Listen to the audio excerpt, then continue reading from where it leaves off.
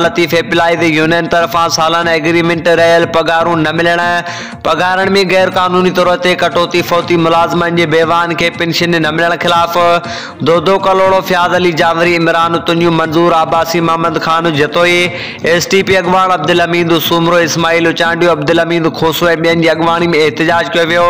अॻवाननि media सां ॻाल्हाईंदे चयो त समूरे शहर खे सफ़ाई करण वारनि मुलाज़मनि जूं पगारूं नथियूं कयूं वञनि, जॾहिं त वाइट कॉलरनि जूं पगारूं हिननि चयो त 1 करोड़ 65 लख बजट आहे, जंहिंमें दुकान, मालपुड़ी, रेज़की, वाटर सप्लाई समेत मुख़्तलिफ़ ठीकनि जा पैसा आहिनि।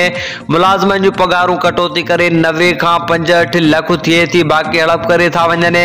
वधीक हिननि चयो त अगरि खम्स ताईं असांजा मुतालबा तस्लीम न कया विया, जाइज़ मसइला हल न कया विया त म्यूनिसिपल कमेटी मेयर जो समूरो अमलो सफ़ाई बंदि करे कलम छॾ हड़ताल, ऑफिस खे तालाबंदी करे मुज़ाहिरो कयो वेंदो। हिननि चयो त म्यूनिसिपल कमेटी में 238 मुलाज़िम आहिनि, जन मां 133 वाइट कॉलर, जन जी का बि कटौती न आहे। 105 मुलाज़िम, जन मां शहर जे वॾेरनि एमपी जे बंगलनि ते 30 खां वधीक मुलाज़िम रखियल आहिनि।